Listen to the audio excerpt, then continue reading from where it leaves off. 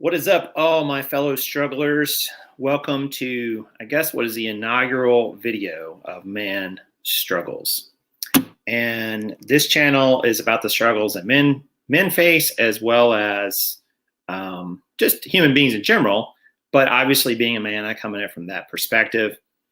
And it's a channel that's designed to help you know that you're not alone, because there's a great power in knowing that other people are in things with you. This is actually a live video right now, so since the channel is pretty new, I don't know if there will really be anybody joining us or not. But even if there's not, it's I think we'll hopefully you'll get some value out of this. So my name is Jason, in case you couldn't tell from the name down below.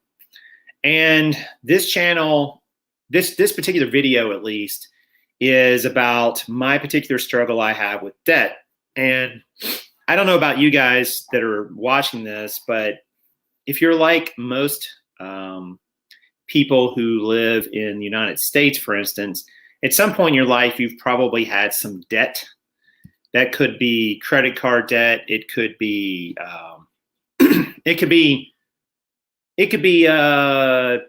your mortgage debt. It could be debt with a student loan. It could be debt with a car. It could be debt with all those things. So I'm sure you've had some sort of experience with debt. And there's a lot of reasons why people go into debt. I'm going to get into some of mine today. Maybe you'll identify with them, maybe you won't. But ultimately, I think that debt is very much a part of our capitalistic society, our society here in the West. Our government builds itself on debt largely. We encourage people to have a good credit score, which means they're good at paying back debt. We encourage people to go into debt for big purchases, because how else could you afford things? And I guess, like most people who heard all that, I bought into those things as well. I bought into those, I hate to call them lies, but they're probably lies. And, debt in and of itself is not necessarily the problem. The problem is, why are you going into it? What are you expecting to get out of it? And I'm going to share with you my journey and then kind of where I'm at. You can see from the title of the video that I have about $42K in debt. And I don't know if that's really a lot or a little, or somewhere in between, or it doesn't really matter. It's very, the debt that I have is very specific to me. It's my debt. I own it.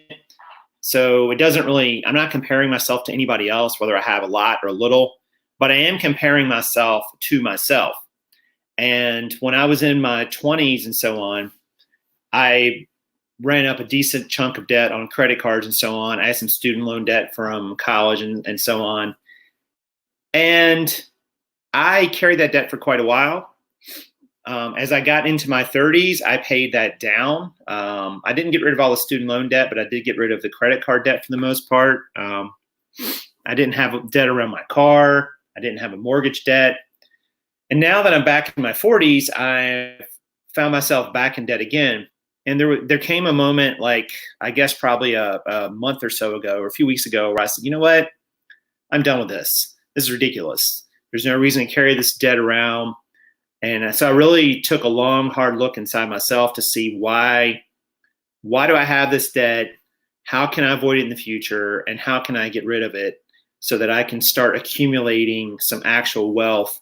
Because, my retirement age and so on is a lot closer than it was in my 30s and 20s, right? And even though it's still a ways off, I still have to be thinking about that. I have to be thinking about, will I be able to physically work, at whatever I'm doing, whether it's business, a job, whatever? And the answer to those questions is probably not. At some point, I will reach a point where I either don't want to or can't, or it's very difficult. And I don't know when that day is, but it's closer today than it was yesterday. So I need to make plans for that. So I took a long, hard look at my debt, a long, hard look at, my financial situation. And this is really a painful video to make, because it's very hard to kind of put yourself out there. I put myself out there over my other channel, which is all about business and reselling. But in this particular video, I'm putting my actual financials out to the world and saying, this is where I stand. I don't know what the other people in my reseller community have. I know that behind the scenes, there's people that have struggled mightily that maybe on the surface don't look like they are. And it's really up to them to tell their own story if they want. They don't have to. But I know that for a lot of people, appearances, what we put on social media and so on is just appearances. It's not really what's really going on. So this video is going to be very real. I'm going to show you very specific examples, very specific debts that I have, and what my plan is to get rid of them. And I know there will be things that will come and change this, and I will have to pivot, but I have to do this. Like, I'm so sick of having debt hanging over me. I feel like I've had it hanging over me my entire adult life to some degree. So it's time for it to go. It's time for me to literally owe no one. So let me share with you guys where I'm at. I don't know if you guys watching this video, I don't know if you've ever done a net worth statement. And a net worth is just simply a comparison of what you have that are assets versus your liabilities. And you take the difference of those, and that's your net worth. It could be positive or negative. Positive means you have more assets than you have liabilities. Negative net worth means you have more liabilities than you have assets. And there's not a judgment here on net worth, because there are people who are have a positive net worth but don't have a lot of cash flow, or people have a lot of cash flow but don't have a lot of net worth. So it doesn't matter. But I'm going to share with you right now what my net worth is. So let me share with you this screen. Let me see if I can get that a little bit bigger, actually. This is my current net worth. And this is as of, basically we're coming up on May 1st tomorrow. You can see over here I have a negative $42,557 net worth. And that's based on some numbers that I took just about a week ago. These have changed a little bit. Cash on hand is pretty low. That's just basically a bank account and some savings accounts. I'll show you here in a moment. And then other assets are things like my car, personal belongings, and so on. This does not include anything from business-wise, because that's not really relevant. And then there's no investments or retirement accounts, which that's a huge red flag. And that's something I've already taken steps to start remedying. And then you actually have the debts. 14,000 consumer finance, read credit cards, a student loan debt, which is a whole nother story that maybe I can make for another video. I don't know why I have a mortgage debt there. That's actually not real. I just realized I need to take that. Let me make sure that that's correct. And then a car finance debt as well. So yeah, I don't know why that mortgage debt is still appearing in there. That's kind of odd. Okay, that's odd. Why is, oh, I know why it's in there as a mortgage. It's not really a mortgage. So let me look at the debts themselves. Let's zoom in. And I will show you guys. I have 5 credit cards. You can see here in this box, Capital One, a couple cards with them, and then Bank of America, I have 3 cards with them. All total, they total about $15,000 in credit card debt. The interest rates range on that from, I think, 9% to as high as 21%. So some decent percentages. Not such a great thing. This is a student loan debt that I owe. It's a lower interest rate. I may be able to negotiate a lower amount on that based on all the student loan options that are out there. More on that later. The IRS, I think that's what's coming up as the mortgage debt. It's not really a mortgage. It's actually just taxes. But that's actually a previous couple of years of tax bills. I owe them $3,000, and then my car owe about $15,000 on that. So all total, that's about $51,000 in debt. And the assets are over here. You've got BOA checking, which just had a small amount in it at the time of this. Savings account, totally depleted. The car is worth about $72,220, and that's just a rough estimate looking at the quote unquote blue book values. Personal belongings, about 1,000. And then I'm actually starting a new retirement account at work, which is going to be a Vanguard index fund. So assets are 8516. So that's kind of what the debt is broken up as. And you can see that gives us a number of negative 42,000 when you add these two together. This actually needs to say taxes. I just realized. And there we go. All right, so what I'm going to do with this is every month I'm going to track my progress. So the progress is right here. So you actually go into this particular, and I loaded this from a website called Deep Dish. It's free if you have Excel. I think they have a Google Sheets version as well. I'm just going to put in what my net worth is at the beginning of each month.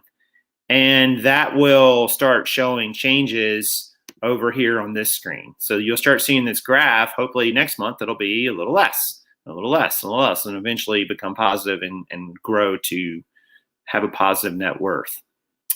So that is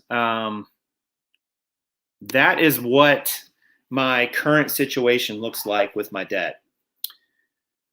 I want to say a few things about that before I move on to kind of the plan, so to speak, for the debt reduction. I can't tell you really what I spent most of that money on those credit cards. I would be very hard pressed to tell you. I can tell you that I don't have anything of value that's producing income from any of those expenses. So if that $15,000 of credit card debt, that's just pure debt, pure interest. If I didn't pay that off like sooner, it would take me like a couple decades to pay it off. If I just paid minimum payments and didn't really try to get rid of it, and I would pay thousands and thousands of dollars of interest. So I guess my lesson there is, if a long time ago I read this, it said, if you can't buy something today and you say, well, I'm going to put it on my credit card instead, well, what's the chances 30 days from now you're going to have the money? Because in 30 days, it's going to cost you even more, because now interest is going to start hitting, right? So it kind of makes sense to either wait and save up for whatever it is you need to buy, or really examine whether you really need it or not. And I didn't do that for a period of time. Several years ago, it was probably, I don't know, probably pushing 7-8 years ago. And this debt's just sort of sat there over time. And one of the credit cards does have some inventory I bought for the business on it. But even there, it's like I should have been paying that back off more quickly. And I just convinced myself that, I would pay it off in the future. Well, the future is right now. So I'm just going to get rid of it. And I think it's just a good lesson for me to remind myself that you don't need to buy something on borrowed money. For almost never do you need to borrow money to buy something. And credit cards basically are that. They're basically a short-term, high-interest loan that if you don't pay off before the bill comes due, you're now paying even more for that item. You're paying exorbitant interest. You're paying anywhere from 1 to 2% a month in interest is usually about what the minimum payment is. And that can be the actual interest rate too. So you don't want to do that. All those cards are closed. I do not have any ability to charge anything else on them, which is good. I don't really have any reason to charge anything else on them, and I'm not going to. So I just want to share that with you and let you know that, like, you don't need to put money on credit cards. So let's talk about the plan. I want to show you guys this really cool debt reduction calculator that I found. Also a free download. See if I can get this up and running. And let's try to get a little different view this time. Oh, that's not the view we want. Let's see if I can get this.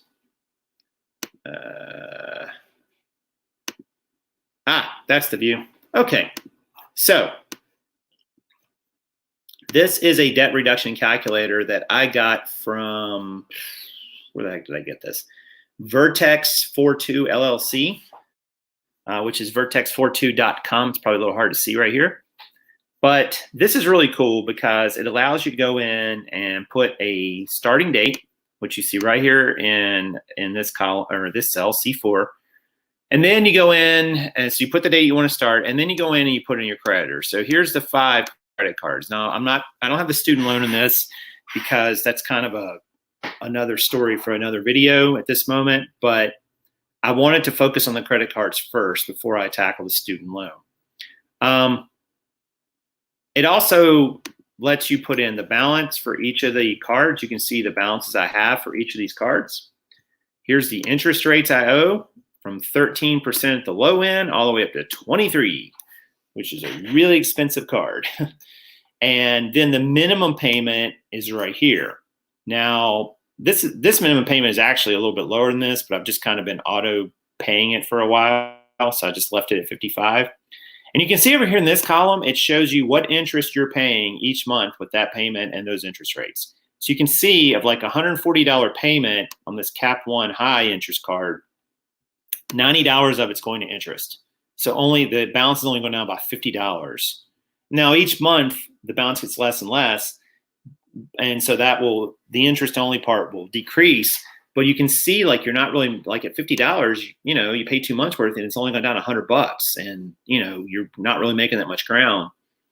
My total monthly payment is right at $440, and you put that in here, and then you can put an initial snowball if you want, like an additional amount you want to add in if you want to start off, but you don't have to do that. And then in this field, it has some strategies, which is what I like.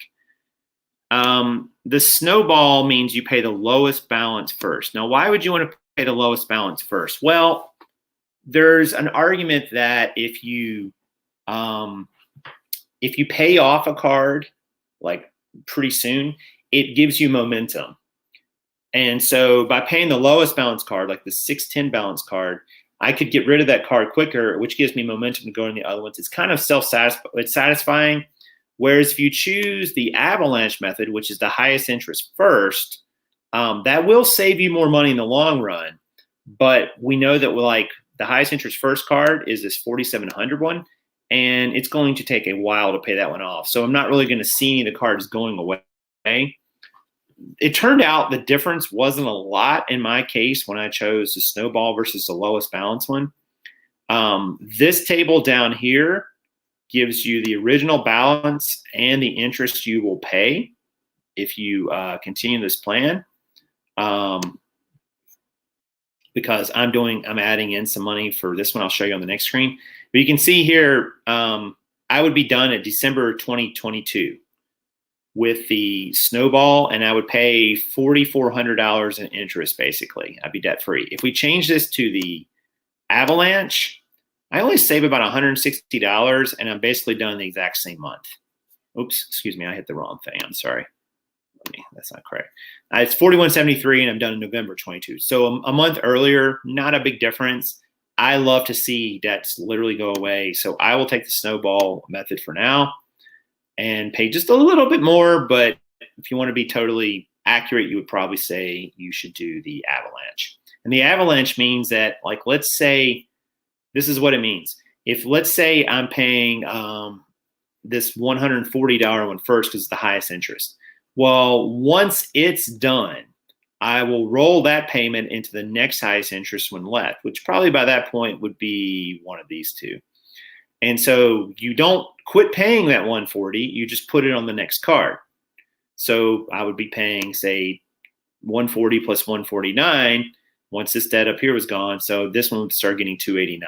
And then once that one's gone, I put that towards whatever's left, and so on and so on. So that way your monthly payment doesn't change, but you're making more and more headway on the next cards. And this shows you the interest and how, you start paying more and more on the balance as it goes up. Now, the cool thing about this little calculator is if you go over here to the payment schedule, it shows you very distinctively what will happen.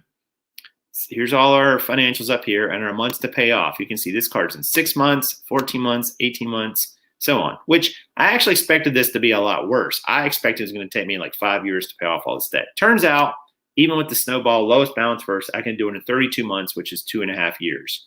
And that's assuming, I can't do it even faster, which maybe I'll be able to. This chart down here is really cool because this chart down here allows you to actually go in and put an additional amount each month that you want, going with your initial, in this case, snowball payment. And it shows you each of the cards and how much you will pay each month. So I know in May, I need to pay Capital One Medium $103, 55 minimum payment, minimum payment, minimum payment, minimum payment. And then that should drop my balance by about $200 by doing that. And then the next month I pay $77 additional. That's my snowball amount. Actually, it's actually 78, but it's just because it's rounding. And then again, 103 to this one, and so on. And I keep doing that. And then in October, I make my last payment on Capital One. So I'm going to keep doing the 100 each month, but I probably could do even a little more than that by that point. And it'll start going into BOA 123. So its payment will start going off to 116 in October, and then 181 in November, and so on and so on. So this lays out your plan. It tells you exactly what you need to do each month. There's no guesswork. So when you go to make these payments, you just say, all right, this card's due. I'm going to pay this amount. Boom, done, fini. You know now that you're on track. And then you can see as it gets down here to December 22nd, I make my last payment of 191 basically, and I'm done. I'm done with all that. The good thing about this calculator is it allows you to use different strategies. It allows you to see your progress. It tells you exactly what you need to pay.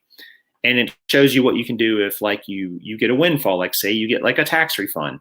You can put that on towards one of these 1 month and enter that in, and then you can see how that'll start dropping your debt even more. But using this, I can see that in basically 2.5 years, I should be done with these credit cards. And this is just sort of reasonable small amounts to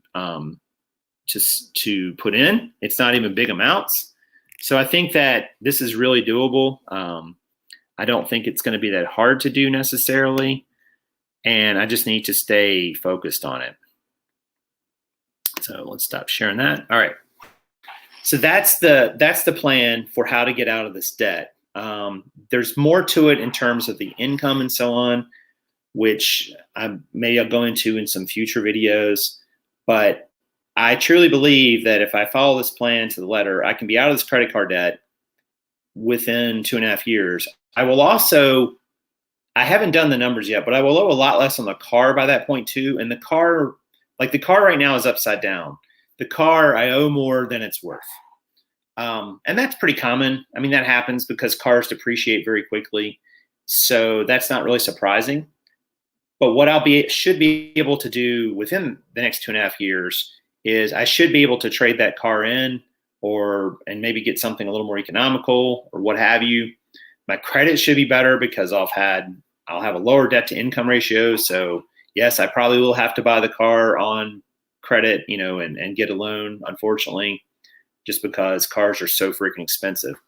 But that's kind of what I'm doing.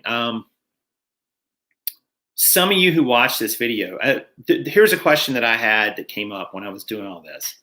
Well, shouldn't I take some of the money that I'm making right now and spend it on investing? Shouldn't I put it in the stock market? Because, again, retirement and so on, all these things, and, start earning a return on it. And that's a fair question. And I actually researched it quite a bit. And my research told me that if you're putting money in the stock market at, say, an 8% return, let's just say, which is doable, but you're paying a 20% interest rate on a credit card, you're losing on money you could put on that credit card, you're losing 12%. There's no doubt about it. So while on the one hand, it would be nice to have more assets on that side of the ledger, I think the better plan for me is to attack this this credit card debt head on and get it gone. Because all the credit card rates I have, the lowest one I have is 13. That's still higher than the average return I would likely earn in the stock market. And the 20% cards are clearly higher than what's realistic to earn in the stock market over the long term. I know there are people who will say, well, I do this option or I trade this and I earn 20% a year, to which I say, the numbers say that people don't maintain those kind of returns for long. It's very difficult to beat the market year after year after year. There are the Warren Buffetts of the year, but they are few and far between. Even they have some down years. So I think that the better strategy for me is to put this money into the credit card debt, for sure earn that return on my money. That will improve my net worth. It will improve my credit rating for said car loan. If I have to do that in the future, I don't want to do it, but I might have to because the car will just be, 8 years old and it just may have too many mechanical problems to keep by that point. And I will be able to earn a better return by paying off my debt. The one area where I am going to actually invest is in my 401k at work. And the reason I'm going to invest in my 401k is that that 401k is matched 50% or 50 cents on the dollar up to 4% of my income. And that's working at Amazon right now. So Amazon, gets a tax break for doing that. But basically, for every dollar I put in up to 4% of my income, they're going to give me 50 cents. That is like a 50% return on your money. That is a better return than I can get on my paying off my credit card debt. So I gain by maximizing that 401k contribution because, and that money I'm putting in a Roth IRA, which means I get taxed on it now, but not taxed when I pull it out. That actually will start this week, I believe, and I'm investing it in as you saw in the Networth calculator, VTSX, which is one of the Vanguard index funds. So I'm basically just trying to mimic the market with that Vanguard investment. A 401k that matches your income up to say 50 cents, on the dollar is always going to be a better investment than paying off credit card debt for the most part. So you're probably fine to do that. Now, I'm not putting in 5% of my income or 6% of my income because, quite honestly, that is like too much. I don't get the match. Yes, I would get a market return, but again, the market return is going to be lower than what I'm using to pay off or what I'm gaining by paying off the credit card debt. So I don't want to do that. So I'm only doing it to the 4%. It won't be a lot of money by the end of the year. I mean, Amazon is a part-time gig. So I think I figured out the other day, after a year, I might have somewhere around maybe $800 to $900 in it, depending on how the return does. So not a huge amount, but that will grow. And you can borrow against 401ks. You can take out money for economic hardships in certain cases. Consult your tax prep people or financial advisors, professionals before you do any of that. Don't just take my word for it. But there are some situations where you can do that. So it gives you some flexibility if, hard times come upon you. But again, consult your experts and so on. But that is going to help me build some net worth on the positive side of the assets. This is like an ambitious plan, but it's necessary. And I suspect I'm going to struggle sometimes to execute it because I was looking at my numbers, and by the end of this plan, I want to be paying like $800 a month towards these credit cards. That's a lot of money. I mean, that's $10,000 a year, nearly. But the reality is I got to get rid of this debt. And once I do, now I start freeing up that cash flow, and I can do lots of other things with it. It's not a 10-year plan. It's a 2-year plan, basically 2.5 years. And I might get there even faster because what I did not figure into this is my business part of this is I'm restarting my Amazon business, and I should be able to throw off, even within probably say 6 months, maybe a little less, I should be able to throw off another $1,000 month in income from that, maybe even a little more, especially with Q4 coming. And I will use that to accelerate the debt going away. So I could even get there even quicker. It's going to be so satisfying to just wake up though and go, I'm free. I don't owe these people any money. I'm done. Actually, right now is the time of the big coronavirus epidemic. So I'm looking to get, my stimulus check for $1,200. I'm going to use that to pay off some of this debt. I'm going to use it to catch up my Bank of America, one of my cards I got behind on. And then I'm going to use it to get rid of that medium Capital One card debt. So that will be helpful for that. I should be getting that probably, I'm hoping with the next week. It's in the process. But this is going to be fun to kind of go along. I'm going to be talking about other financial stuff on this channel and the struggles with it. I hope it was helpful to hear and see a plan. I hope it was helpful to see that other people have screwed up and made some dumb financial decisions. Me. But you're not defined by your past. You're defined how you react to your right now and what you do going forward. That will define you. So I'm not going to cry over it. I'm not going to wallow in self-pity. I'm just tackling it head on. I'm accepting responsibility and just going to go after it. So if that was helpful, please leave me a comment or consider subscribing to this channel. It's going to be crazy going forward in this, but I'm going to be as transparent and as open with you guys as I can. And I hope that it's helpful to you. So I will see you guys real soon with the next update. And